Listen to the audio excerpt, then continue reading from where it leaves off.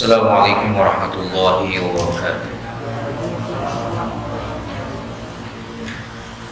Alhamdulillahilladzi wa kafa wassalatu wassalamu ala nabiyil mustafa wa ala alihi wa ashabihi ahli sidqi wal wafa.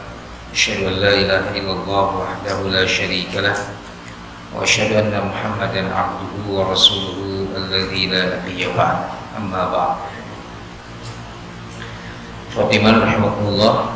Alhamdulillah kita kembali dipertemukan pada kesempatan malam hari ini.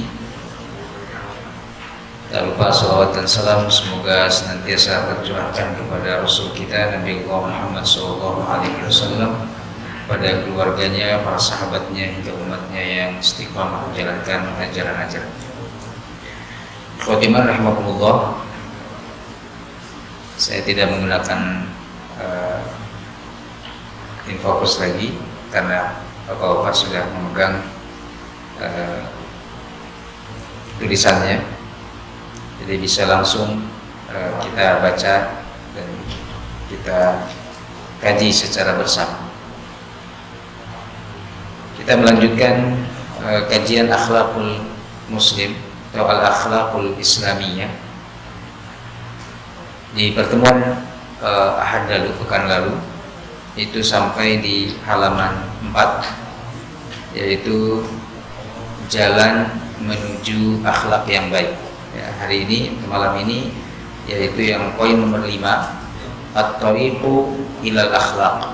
Ya, setelah sebelumnya kita membahas tentang definisi akhlak, ya, kemudian urgensi akhlak dalam Islam, kemudian kedudukan akhlak, ya, dalam kehidupan kita seperti apa, karakteristik akhlak Islami itu seperti apa, kekhasannya, ciri khas yang tidak dimiliki yang lain.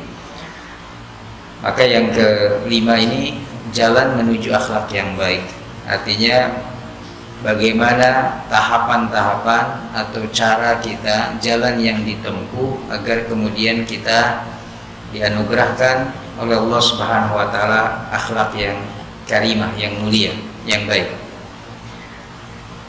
Baik, yang pertama bisa dilihat di poin ke-1, ya, poin 5 nomor 1. Al-ilmu wa huwa bi ma'rifatil akhlaqil hasanah wal akhlaq as-sayyi'ah wa hifzil ilmi. Yang pertama adalah membekali dengan diri kita dengan ilmu. Ya, ini sesuai dengan kitab-kitab hadis itu, para ulama mencantumkan al-ilmu qabla al-amal, ya, atau al-ilmu qabla al-qawli wal amal. Ilmu dulu sebelum kita berucap dan berbuat. Demikian juga jalan atau cara kita, tahapan kita untuk mencapai akhlak yang baik, akhlakul karimah, ya kita harus membekali diri kita dengan ilmu. Ilmu apa? Pengetahuan tentang akhlak yang baik apa saja, lalu pengetahuan tentang akhlak yang buruk apa saja. Mengetahui akhlak yang baik untuk kita amalkan, mengetahui akhlak yang buruk untuk kita hindari. Ya, yang selanjutnya wahibzul ilmi, ya kita jaga ilmu itu. Ya, kita jaga ilmu itu agar kita terus bisa mempraktekkan atau bisa mengamalkan ilmu tersebut. Ya, jadi semua hal, ya, ada intinya adalah di ilmu kita, pengetahuan kita. Wajar kalau Allah Subhanahu wa taala menurunkan wahyu pertama pun Iqra. Ya, itu Iqra itu menunjukkan tentang basis ilmu itu yang sangat penting dalam Islam. Pernah saya sampaikan bahwa kita oleh Allah dijadikan ummatan wasata, umat pertengahan. Apa maksud umat pertengahan? Beberapa ahli tafsir kemudian menjelaskan, kita umat Islam ini tidak seperti Yahudi dan juga tidak seperti Nasara. Tidak seperti Yahudi. Kalau Yahudi itu ilmunya banyak tapi tanpa amal. Orangnya cerdas-cerdas orang Yahudi itu, ya, pintar-pintar, ilmunya luar biasa, tapi dia tidak amalkan. Maka Allah menyebut mereka dalam surah Al-Fatihah al-maghdubi alaihim, dimurkai. Ya, orang Yahudi dimurkai. Jadi para ulama sepakat itu, ulama tafsir yang dimaksud al-maghdub di situ adalah al-Yahud. Ya, kan ada doanya ya, ihdinas siratal mustaqim. Kita kemudian apa? Siratal ladzina an'amta alaihim. An'amta alaihim ini siapa saja? Para nabi. Ya, jalan yang engkau beri nikmat hidayah di situ, para nabi, para rasul, siddiqin, syuhada, orang-orang soleh. Mereka yang diberikan nikmat. Nikmat di situ nikmatul hidayah. Karena kita memohon kepada Allah, ihdinas siratal mustaqim. Nikmat siratal mustaqim. Ya, siratal ladzina an'amta 'alaihim ghairil maghdubi 'alaihim. Bukan jalan orang-orang yang engkau murkai. Siapa? Manhum ya Rasulullah? Al-Yahud. Siapa mereka? Mereka adalah al-Yahud, Yahudi. Jadi orang Yahudi itu ilmunya banyak tapi tidak beramal. Tapi kita juga tidak seperti, atau jangan sampai seperti orang Nasara. Orang Nasara beramal tanpa ilmu. Maka mereka disebut apa? Waladhdallin, sesat. Jadi orang yang beramal tanpa ilmu pasti tersesat, bukan malah bagus sebenarnya, malah tersesat. Coba kita sholat tanpa ada pengetahuan tentang sholat kita, malah kacau. Sholat kita malah tidak berbuah pahala ataupun tidak mendapatkan penerimaan dari Allah Subhanahu wa taala. Ya. Kan orang mau belajar sholat pasti sebelumnya dia harus mengetahui tentang tata cara, kaifiyat, doa, fikih sholatnya. Belajar itu dulu. Sambil kemudian mempraktekkan. Tapi tiba-tiba saja langsung sholat tanpa pengetahuan sholatnya seperti apa, takbirnya sampai salamnya bagaimana, maka jadi tersesat, bukan malah ahli ibadah, malah kemudian disebut ahlud dhalal. Ya, mereka yang tersesat. Nah, kita itu imbang ilmu lalu kemudian diiringi dengan amal. Ilmu kita harus diaplikasikan, diimplementasikan dalam amal perbuatan, dan amal kita pun harus basicnya atau dasarnya, pondasinya harus ada ilmu. Ya, maka disebutkan siapa yang ingin dunia maka dia harus punya ilmu. Untuk ngejar dunia aja harus ada ilmu. Siapa yang ingin akhirat dia juga harus ada ilmu. Siapa yang ingin kedua-duanya juga harus dengan ilmu. Demikian juga ke dalam jalan menuju akhlakul karimah, al-ilmu, ilmu itu yang sangat penting. Yang kedua, taqwiyatu ma'anil iman, mengokohkan nilai-nilai keimanan, keislaman. Ya. Kita mengokohkan nilai-nilai keimanan kita, keislaman kita dengan apa? Ya dengan mempraktekkan tadi. Setelah ilmu kita kokohkan dengan mempraktekkan, mentaati, melaksanakan perintah Allah, menjauhi larangan Allah. Menguatkan keimanan kita dengan kita memperbanyak ibadah, berdoa kepada Allah Subhanahu wa taala. Ya, agar kita diberikan kekuatan keimanan kita agar dijaga oleh Allah. Keimanan kita tidak bercampur dengan kemusyrikan, keimanan kita tidak mudah turun gitu ya. Walaupun memang fitrahnya iman kita itu pasti yazid wa yanqus. Ya. Tapi Allah jaga gitu. Kita mohon kepada Allah agar menjaga keimanan kita. Tidak mudah keimanan kita itu goyah atau ikut perkembangan, perubahan. Zaman berubah, iman ikut berubah. Lingkungan berubah, iman juga ikut berubah. Ya. Itu yang kedua, mengokohkan nilai-nilai keimanan kita, keislaman kita dengan mengamalkan ilmu yang tadi kita sebutkan. Karena kan nanti akan dibahas bahwa akhlak itu sangat erat kaitannya dengan iman. Yang saya sampaikan definisi akhlak itu hayatun rasikhatun fin nafsi, kondisi jiwa yang mantap. Apa itu keimanan? Ya, kondisi jiwa yang kokoh, keimanan yang kokoh, keimanan yang mantap, maka akan melahirkan akhlak yang baik insyaallah. Yang ketiga, at-tadribul amali, berlatih. Akhlak ini kan didefinisi as-sajiyah, pembiasaan, Pak. Jadi tidak, bahasanya nggak ujuk-ujuk dia itu punya akhlak baik, pasti ada pembiasaan dulu, pasti ada latihan dulu. Ya. Karena fitrahnya jiwa manusia, nafsu manusia, fitrahnya itu membangkang, Pak. Ya, fitrah kita itu ada pembangkang, ada kemudian sikap membangkang. Nah, ini kan harus apa? Harus dilatih supaya tidak membangkang, supaya tidak melawan ataupun membantah. Jadi akhlak itu tidak tiba-tiba. Baik seseorang itu perlu pembiasaan, perlu tadrib, atau bahasa lainnya riyadhah, perlu exercise, latihan demi latihan, pembiasaan demi pembiasaan, sehingga jadi karakter nantinya. Ya, Bapak mungkin sudah biasa sholat berjamaah, tapi kan itu proses sebelumnya luar biasa beratnya. Kalau sekarang mungkin sudah mudah aja dengar azan langsung. Tapi awalnya kan berat godaannya, nggak tiba-tiba langsung istiqomah kita itu. Maka para ulama menyebutkan yang namanya kebaikan memang awalnya harus dipaksakan dulu. Nanti seiring dengan bertambahnya ilmu kita, pengalaman kita, keikhlasan itu kemudian akan terbentuk. Tapi awalnya semuanya juga harus ada dalam tanda petik pemaksaan. Kita kalau nggak dipaksa oleh orang tua kita lagi kecil belajar sholat, mungkin kita nggak sholat. Dipaksa. Kita kalau nggak memaksakan diri kita untuk bisa tamat saum dari azan subuh sampai maghrib, mungkin kita nggak pernah bisa saum. Paksain gitu. Awalnya memang semua harus dipaksa. Karena kalau kita tidak memaksakan diri kita dalam kebaikan, maka kita akan dipaksa dalam keburukan. Pilihan itu cuma dua, nggak ada yang 3 ke 4. Ya, kalau kita disibukkan dengan kebaikan, kalau tidak ya kita disibukkan dengan keburukan, itu saja. Pilihan kembali kepada kita, mau menyibukkan diri kita, kehidupan kita dalam kebaikan atau dalam keburukan, dalam taat atau dalam maksiat. Pilihan ada di kita. Ya. Yang keempat, al-qiyamu bi anwa'il ibadat, menjalankan berbagai macam ibadah. Kuatkan ibadah apapun. Ibadah ada dua dalam definisinya. Ibadah itu ada yang mahdhah, ada yang ghair mahdhah, kan begitu. Ada ibadah ritual, ada yang non ritual, lebih kepada sosial misalnya.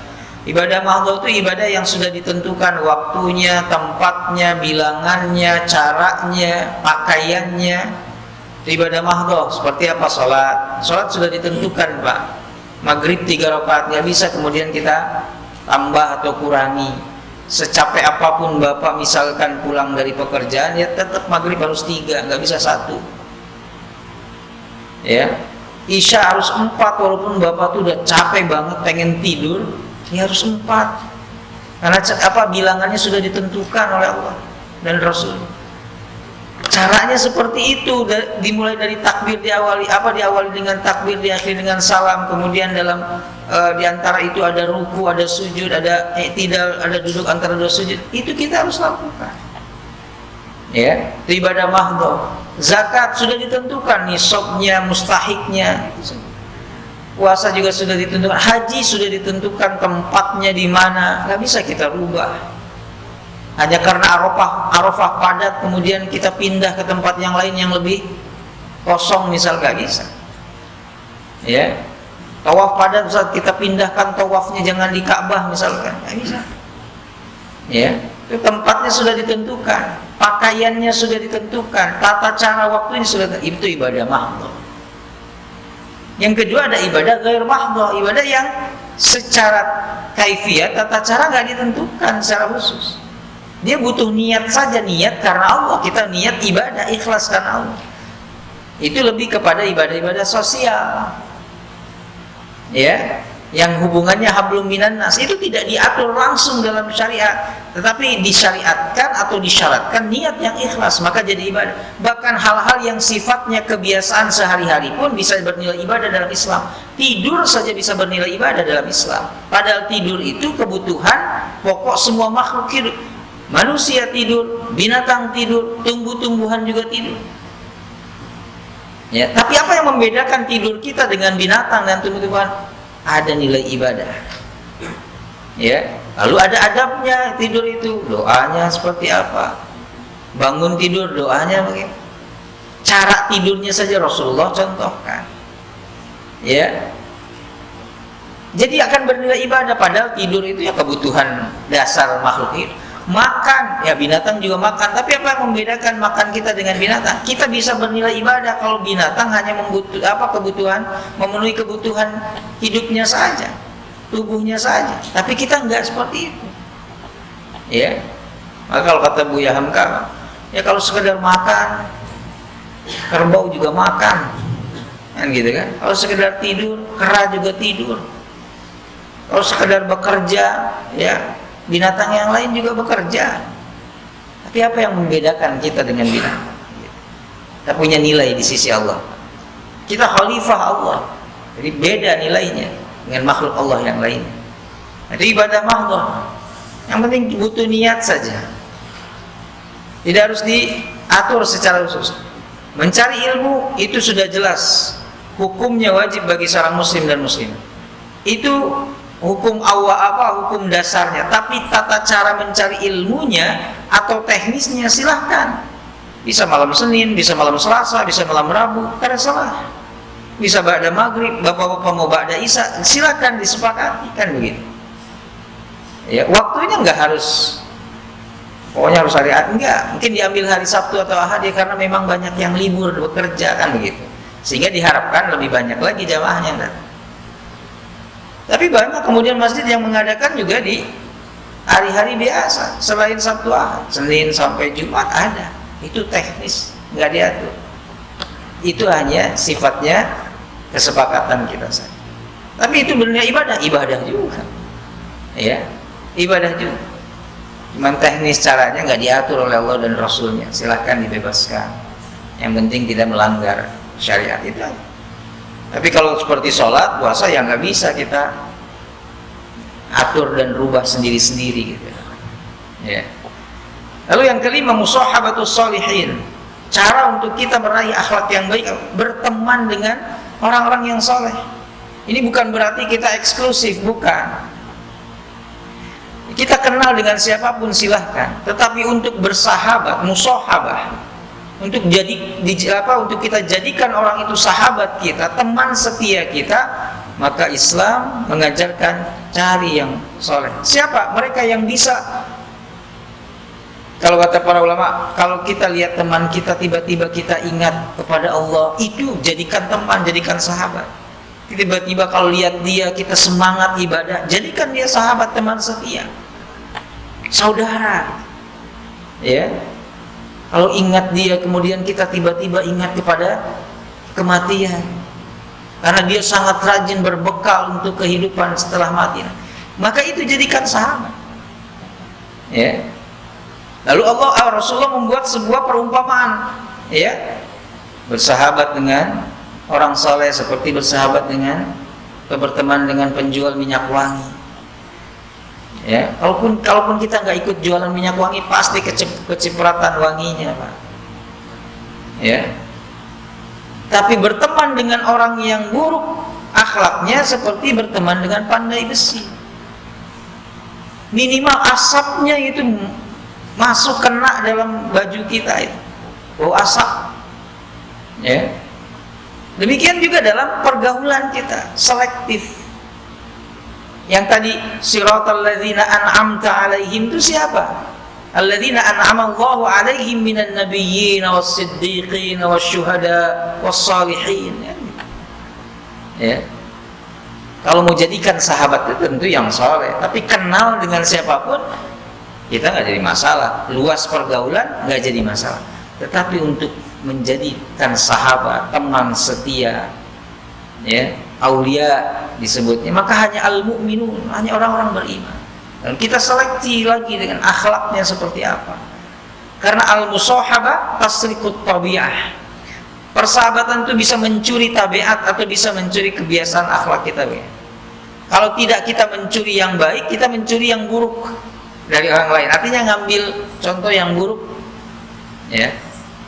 Sahib, sahabat itu narik, Pak. Ya. Saya punya teman dia nggak suka bakso, Pak. Lalu tiba-tiba ketemu teman-temannya yang suka bakso.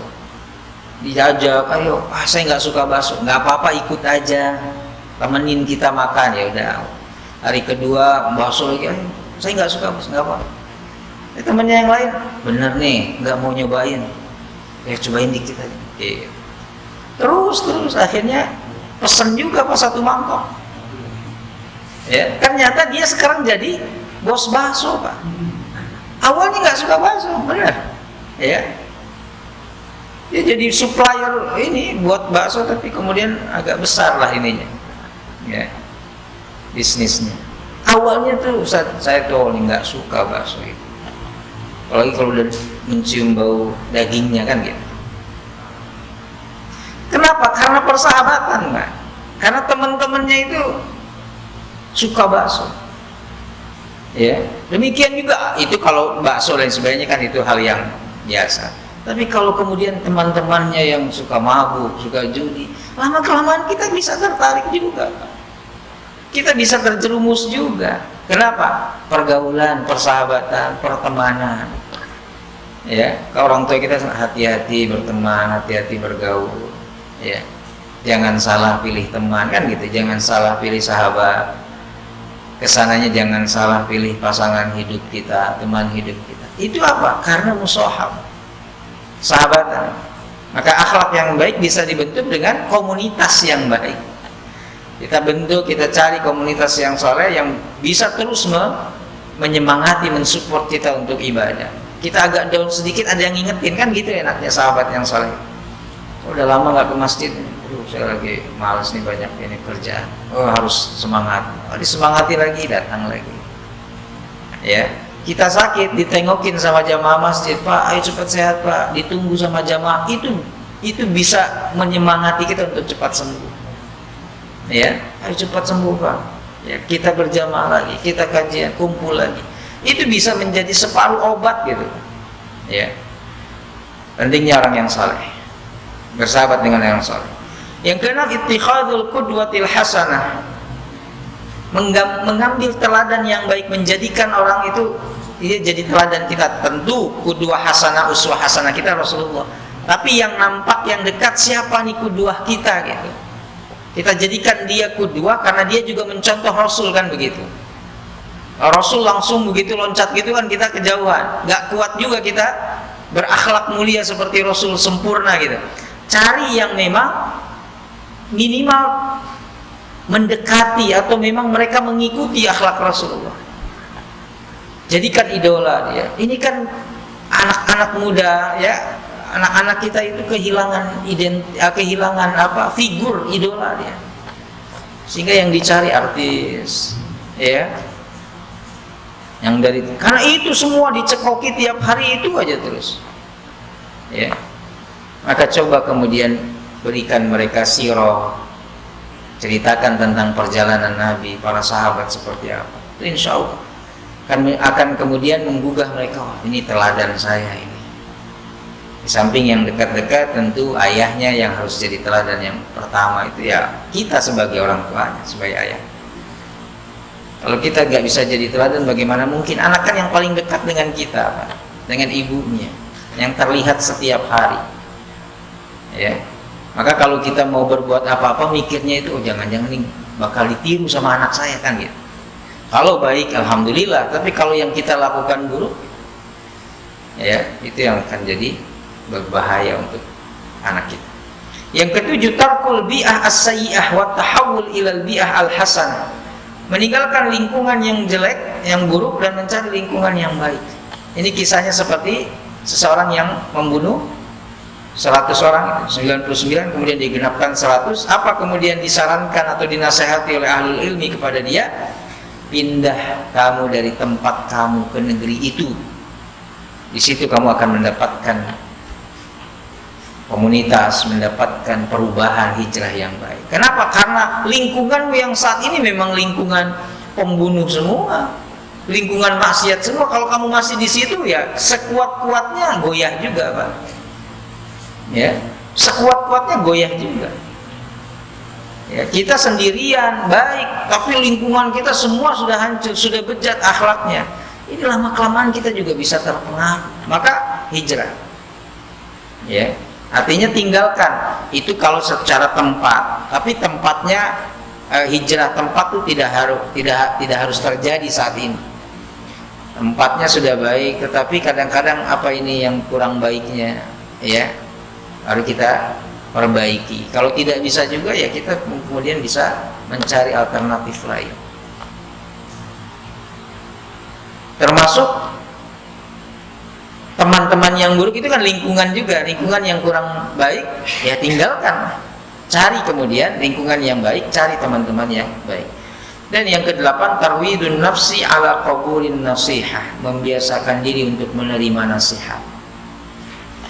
Karena salah satu bentuk hati seseorang itu lembut, hati seseorang itu imannya kuat, maka dia mudah menerima nasihat. Ya, bahkan perlu dengan nasihat. Rasul sering beberapa kali meminta kepada para sahabatnya untuk membacakan Al-Quran untuk beliau. Kata para sahabat, kenapa kami harus baca ya Rasulullah, padahal Al-Quran itu turun kepada engkau. Kata Rasul, saya ingin mendengar bacaan Quran dari yang lain. Ya, saya ingin mendengar dari yang lain. Ketika dibacakan Abdullah ibnu Mas'ud, ya, Rasul meneteskan air mata juga. Jadi tidak merasa, oh saya Nabi, nggak pantas para sahabat bacain Quran. Jibril aja datangnya ke saya, turunnya aja kepada saya. Enggak, ya. Satu saat nasihat itu sangat kita perlukan, walaupun mungkin kita suka memberi nasihat kepada orang lain. Makanya ada kalimat tawasau bil. Tawasau itu kan saling, tidak pasif gitu. Tapi ada saling ketergantungan. Ya. Saya pun masih memerlukan nasihat dari orang tua saya, dari kakak saya, ya, saudara dan lain sebagainya, bahkan kemudian dari jamaah yang lain, nggak masalah, ya. Kebenaran bisa datang dari mana saja, ya. Kalau kebenaran itu jelas bersumberkan kepada Al-Quran dan Hadis, ya. Nah, itulah jalan menuju akhlak yang baik, ya. Membiasakan diri untuk menerima nasihat. Yang terakhir, baik, saya lanjutkan sedikit di poin selanjutnya, masih banyak waktu, yaitu tentang iman. Al-iman. Setelah akhlak, kita membahas tentang iman. Kenapa? Seperti yang saya sampaikan, ya, karena akhlak itu sangat erat kaitannya dengan keimanan. Dan implementasi keimanan seseorang adalah akhlak, ya.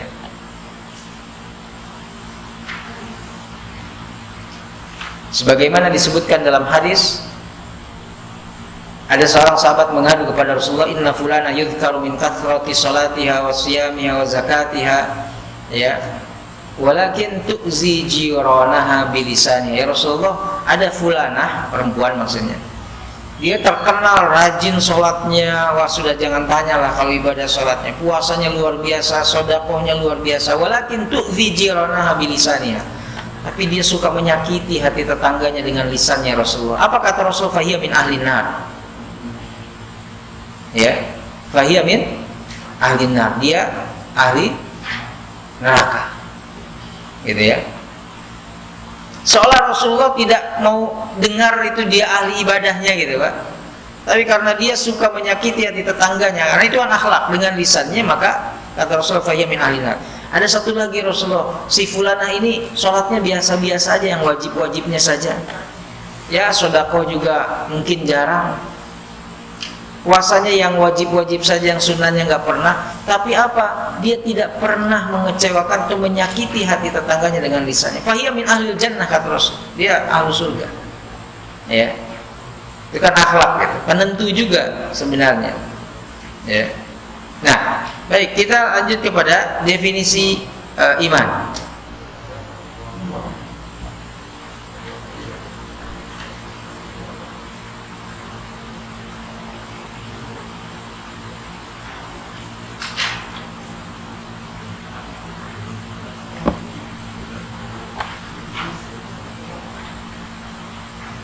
Definisi iman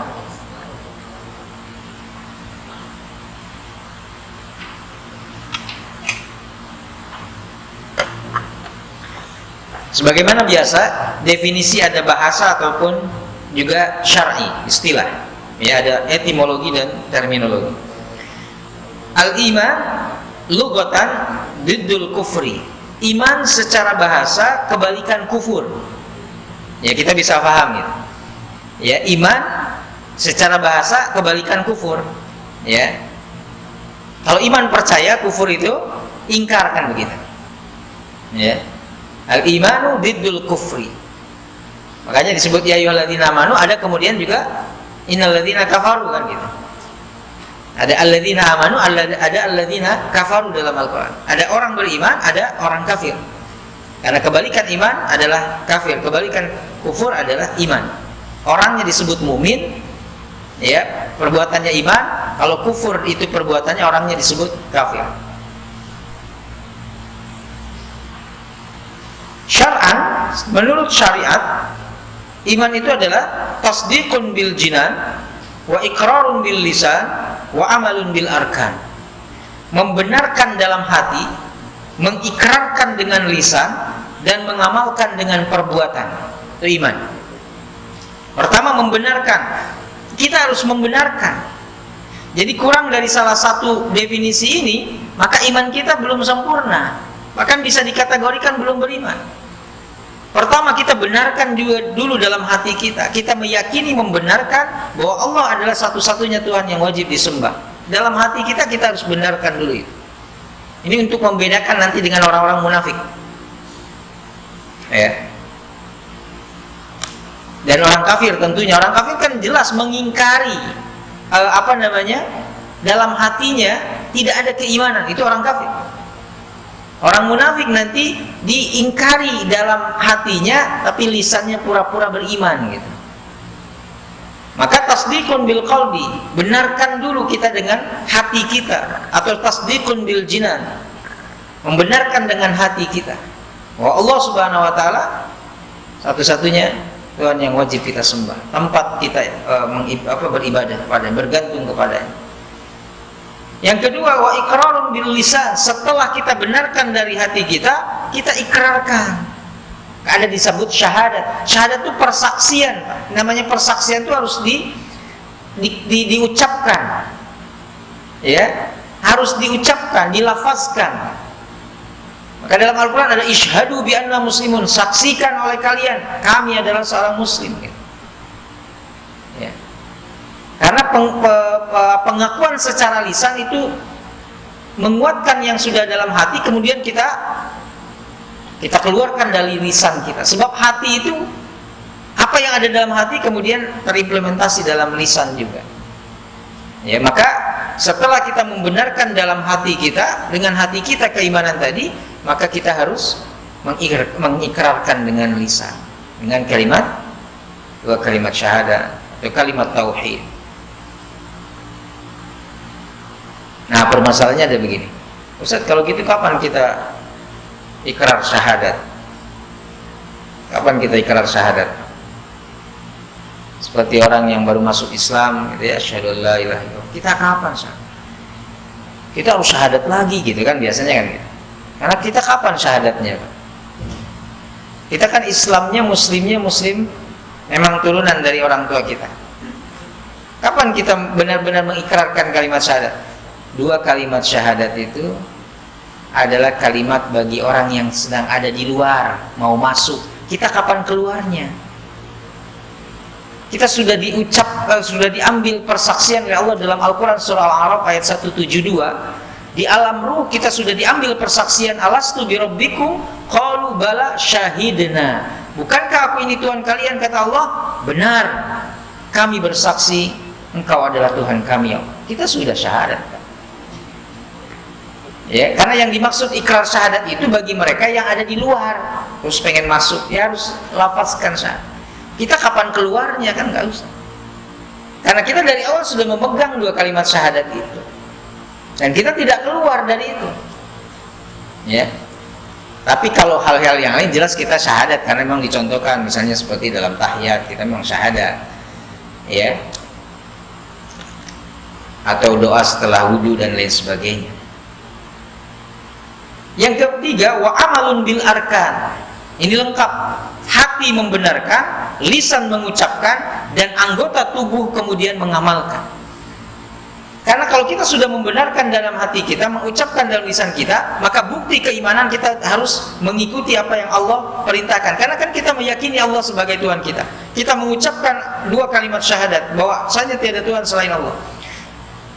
Maka konsekuensinya anggota tubuh kita itu harus melaksanakan, mengimplementasikan semua perintah Allah dan menjauhi semua larangan Allah. Jadi bukti keimanan itu terlihat dari perbuatan, ya, terlihat dari perbuatan. Karena kita nggak bisa meneropong keimanan seseorang, tapi kita bisa lihat dari implementasinya. Ya, kita bisa melihat dari zahirnya, karena kita hanya bisa menilai orang itu dari zahirnya. Wallahu a'lamu bissarair. Sedangkan untuk yang rahasianya, yang tersembunyinya hanya Allah yang tahu. Ya. Hanya Allah yang tahu keimanan kita. Tapi bisa kita lihat seseorang itu masih beriman atau tidak, dia masih melaksanakan perintah Allah atau tidak. Selama dia masih melaksanakan perintah Allah, terlepas ikhlas atau tidaknya itu memang urusan dia dengan Allah, tapi kita masih mengatakan dia mukmin. Ya, dia masih beriman. Selama dia masih sholat, walaupun sholatnya kadang-kadang bolong, dia masih mukmin. Hanya dia kemudian berdosa karena sholatnya belum istiqomah gitu. Ya. Nah, itu definisi dari iman. Ya. Selanjutnya, manzilatul iman wa ahammiyatuh.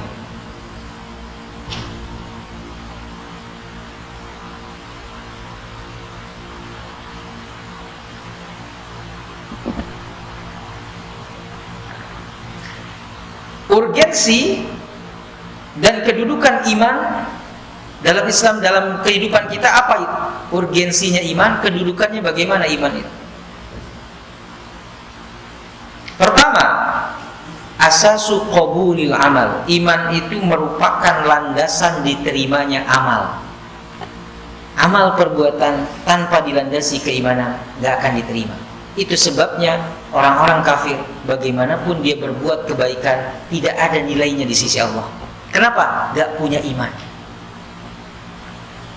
Dalilnya di dalam Al-Quran surah Al-Furqan ayat 23 ini. Wa qadimna ila ma'amilu min amalin faja'alnahu haba'an manthura.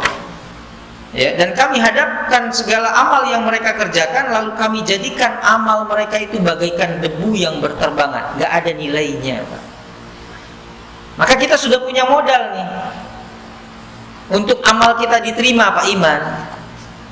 Kalau kita tanya orang kafir, banyak yang dermawan, banyak, bahkan lebih dermawan mungkin dari orang beriman. Terus kenapa kok mereka tidak diberi pahala? Karena mereka tidak iman. Untuk siapa mereka melakukan kedermawanannya itu? Ya, kalau kita landasannya karena Allah kan. Kenapa kita berbuat baik? Karena Allah memerintahkan. Ya, maka kita mengharap ridha Allah, maka kita melakukan amal perbuatan itu.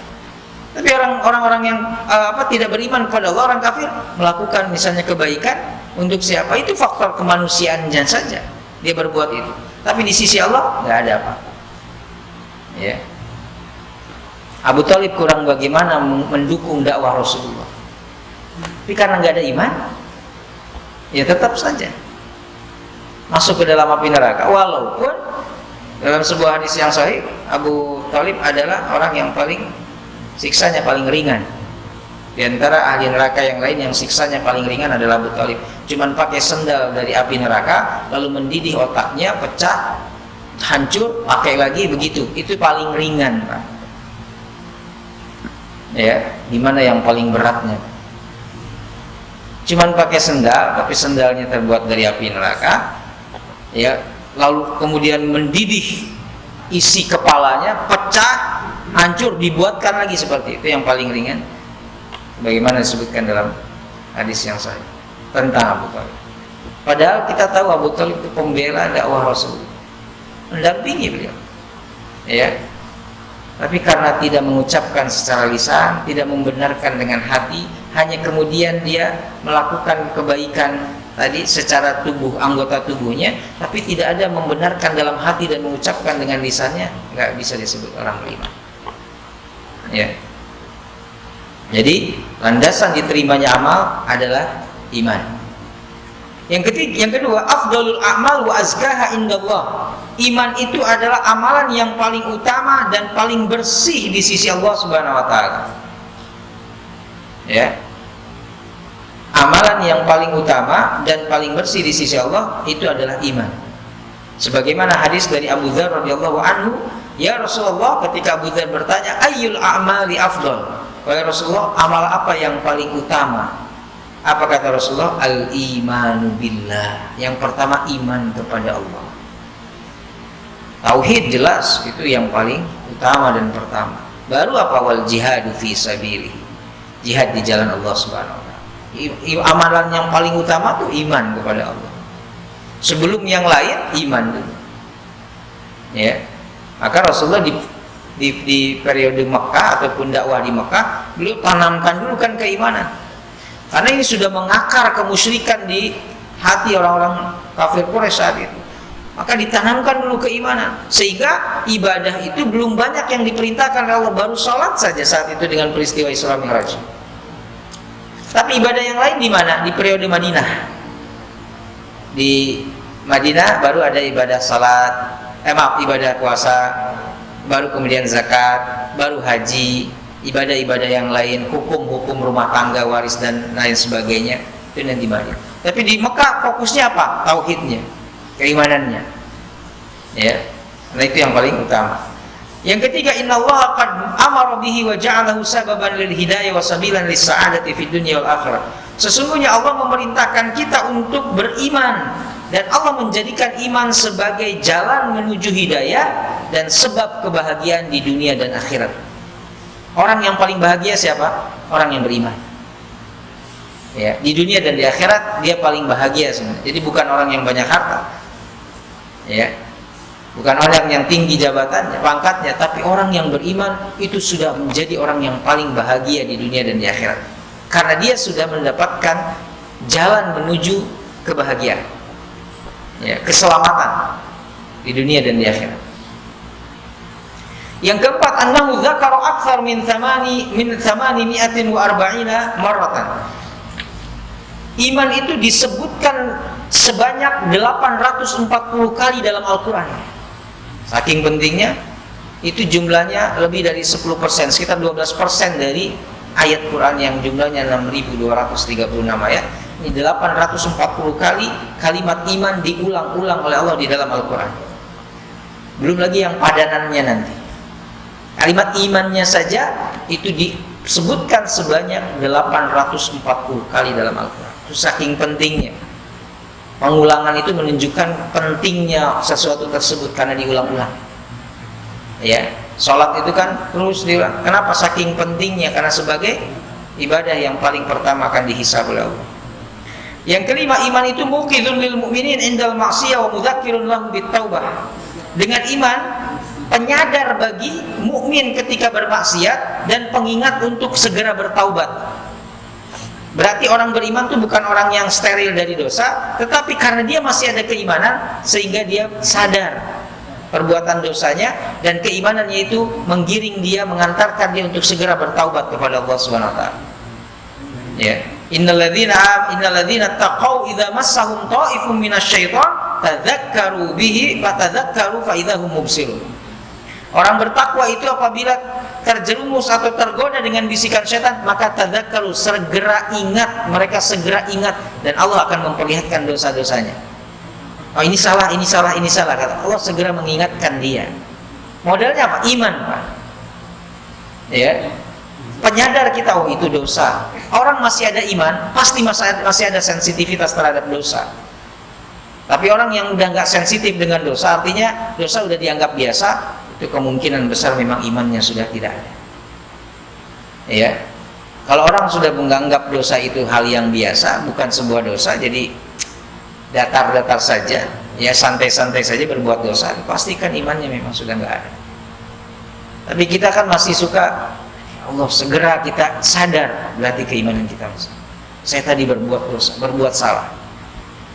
Dan itu juga sebagai pengingat kita untuk segera bertaubat kepada Allah SWT. Yang keenam, annahu mu'inun lil amali shalih.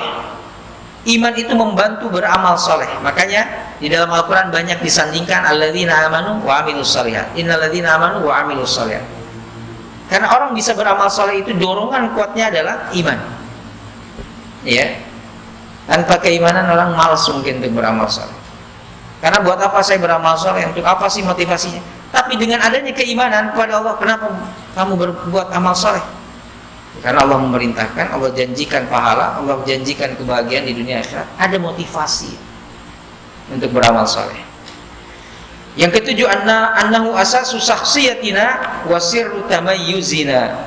Iman merupakan dasar kepribadian, keistimewaan dan kekuatan seorang mukmin. Ya, identitas bahasa kita. Ana muslimun qabla kulli syai'in, kan gitu. Saya seorang muslim sebelum apapun, saya seorang muslim. Ya. Sebelum saya seorang direktur, saya muslim. Sehingga dia identitas awal gitu. Bapak direktur, tapi sebelum direktur itu Bapak muslim gitu masalahnya. Ya. Saya kepala keluarga, tapi Bapak muslim, itu sebelum jadi kepala keluarga itu muslim. Bahkan saya sampai kepala negara, misalkan kita presiden, itu bukan. Yang pertama adalah saya seorang muslim dulu. Identitas awal. Karena yang tadi akan bisa lepas, ada periodisasinya. Tapi kalau keimanan, keislaman masa ada periodisasinya? Kan nggak ada. Sampai akhir hayat. Ya, yang namanya kepala keluarga ada waktunya kita pensiun karena kematian, karena wafat misalnya, karena kita meninggal. Tapi keimanan kan terus bawa, Pak. Ya, menemani kita. Ya, kita seorang ketua RT, ketua RW dan seterusnya punya jabatan. Sebelum segala sesuatunya, kita seorang muslim dulu. Sehingga kita jalani amanah itu dengan benar-benar sesuai dengan apa yang Allah dan Rasulnya kehendaki. Karena kita seorang muslim. Ya.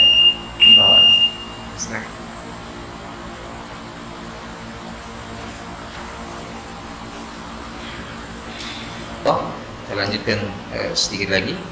Tadi nomor 7 yang terakhir tentang urgensi iman dan juga kedudukannya, ya, manzilahnya adalah annahu asasu syakhsiyatina wa sirru tamayyuzina wa manba'u quwwatina. Iman adalah identitas kita, kepribadian kita, keistimewaan, ya, dan sumber kekuatan kita. Dari mana seorang Bilal bin Rabah sanggup menahan batu yang begitu panas ditimpakan di atas punggungnya sambil dijemur di terik matahari? Itu batu berat, panas jelas, lalu kemudian ditimpakan di atas. Dari mana sumber kekuatan kemudian Bilal bisa bertahan? Karena secara fisik nggak ada yang kuat. Ya, kita ditindih batu yang besar seperti itu, panas, lalu kemudian di gurun pasir di tengah terik panas. Mungkin secara fisik, bukan mungkin, pasti kita nggak akan kuat secara fisik. Tapi dari mana kemudian kita sumber kekuatan? Dari iman, keyakinan kita kepada Allah. Dari mana kita bisa kuat menahan lapar dan haus? Karena sebenarnya secara saya pernah bertanya kepada dokter ahli gizi begitu. Sebenarnya Ustaz, tubuh manusia itu kan 2/3 cairan. Tubuh manusia itu tidak bisa tahan sebenarnya untuk tidak masuk makan minum itu lebih dari 12-13 jam. Nggak bisa sebenarnya. Tapi bagaimana bisa teman-teman saudara kita kemudian bisa puasa sampai 21 jam. 20 jam. Ya.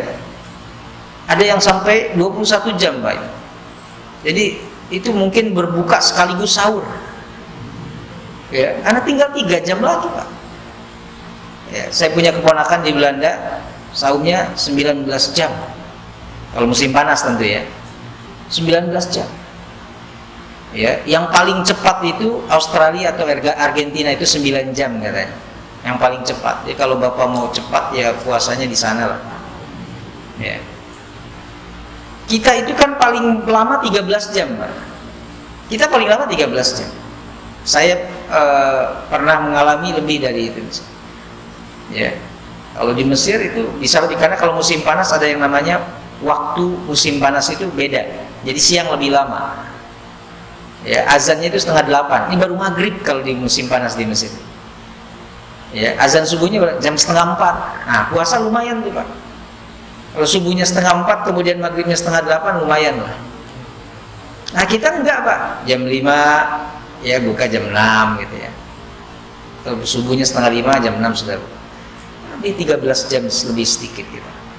Tapi dari mana kemudian orang yang puasa sanggup Pak? Sambil dia itu apa? Kerja, tetap aktivitas tetap gitu. Istri kita juga sambil tetap beraktivitas di rumah. Bahkan kadang-kadang puasa itu jam tidurnya lebih banyak terkurangi gitu. Tapi kenapa sanggup? Kekuatan apa di balik itu? Iman adalah manba'u quwwatina. Sumber kekuatan kita adalah iman kepada Allah Subhanahu. Itu yang membuat tadi Bilal bin Rabah sanggup ya menahan siksaan dari majikannya demi satu keimanan pada Allah, sehingga ketika ditindihi oleh batu yang keluar dari lisannya hanya ahad, ahad, ahad. Maksudnya Allah Subhanahu wa taala huwallahul ahad. Ya. Tidak kepada yang lain. Karena Tuhannya orang-orang jahiliyah saat itu kan banyak. Yang pokok 4 gitu. Lata, Uzza, Manat, Hubal. Itu berhala yang terbesar di antara yang lain. Ya, jadi untuk menjelaskan bahwa Allah itu ahad, tidak 2, 3, 4, tidak berbilang. Ya. Dari mana kekuatannya Bilal bin Rabah? Itu dari iman. Jadi sumber kekuatan dalam kehidupan kita iman. Kalau tanpa keimanan, ujian sedikit pun kita udah bunuh diri mungkin Pak. Udah putus asa. Tapi kenapa kita bisa kuat? Karena kita yakin akan pertolongan Allah SWT. Ya, keimanan. Baik, ada pertanyaan? Sambil menunggu waktu qomat. Nanti insya Allah kita lanjutkan di pertemuan yang bulan yang akan datang. Maka natul mu'min indallah. Silakan.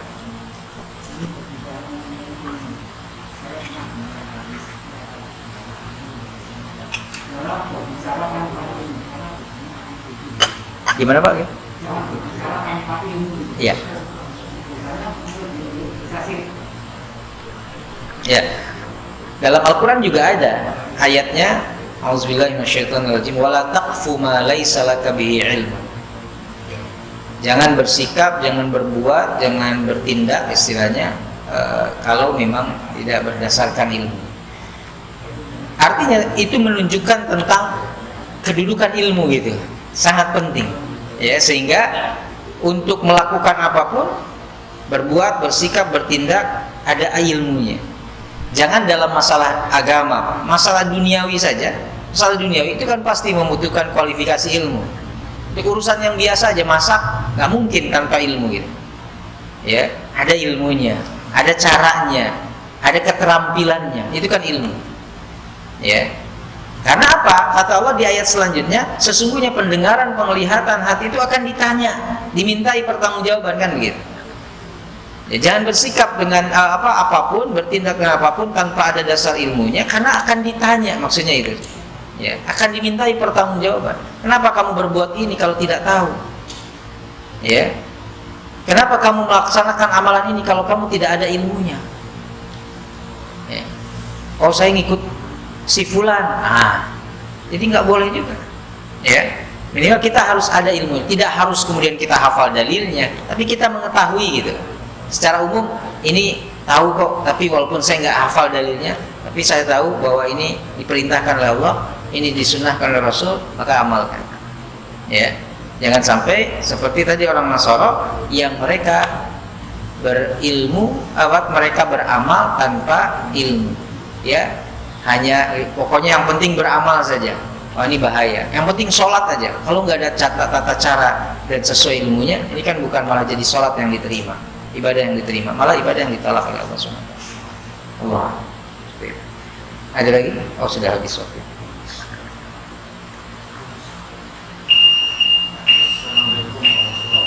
Assalamualaikum. Sekarang dalam kehidupan kita sehari-hari, justru orang yang banyak ilmu ini yang banyak lupa. Ini gimana Ustaz dalam bagi sebagai orang awam? Ya,